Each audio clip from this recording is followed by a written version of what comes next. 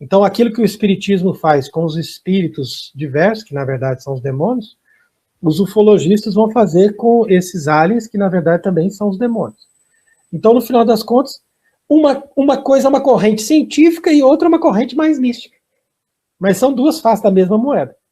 Né? Porque, seja falando de extraterrestres, ou seja falando de espíritos, nós vamos entrar mais na ciência, numa coisa mais física, ou então nós vamos entrar mais numa lógica da mística. Mas vai cair, tudo isso vai cair no mesmo movimento, que é negar a revelação divina, porque a revelação divina diz claramente que Deus criou o céu e a terra, e tudo que Deus criou, Deus colocou aqui. É isso que diz a revelação divina. Não tem nada extraterrestre, aí que está o problema. Ou Deus criou os anjos, ou Deus criou as coisas que estão na terra.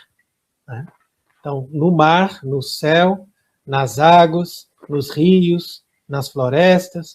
Quer dizer, tudo isso Deus é que criou, e ele não criou outros universos, ele nem criou outros mundos. Ele criou só esse mundo. Aí que está o detalhe. O céu é tudo em torno da Terra, e é acima da Terra. E a Terra é o centro do universo. De tal forma que o homem é o centro, e o homem deve prestar contas a Deus. Então, quer dizer, essa é a mensagem da revelação. Então, tudo que nós lemos no livro dos Gênesis não é uma piada, nem é um livrinho de conto de fadas. Não, ali nós estamos recebendo a revelação divina, Deus está nos explicando, ó, criei desse jeito, só aqui que foi criado, como diz também o Salmo 8, né, que o céu, as estrelas, as ovelhas, os bois do rebanho, tudo isso Deus fez para o homem. E o homem é o centro de tudo. Então, seres extraterrestres não existem. O que existe são os espíritos. Esses espíritos podem ser anjos, que são bons, claro que os anjos são bons, porque eles estão com Deus. Agora, se eles não estão com Deus, se eles não obedecem a Deus, são sempre do mal. Mesmo que eles se apresentem como anjos de luz. Os anjos de luz estão ali para nos enganar. Então, é claro que um anjo de luz que pode se vestir, como por exemplo nas aparições do Espiritismo, um anjo de luz pode se enganar e se revestir de uma determinada pessoa que já morreu. Então, por isso que o Chico Xavier vai psicografar, vai dizer, ó, tá vendo? É uma carta da sua esposa falecida para vocês. Né?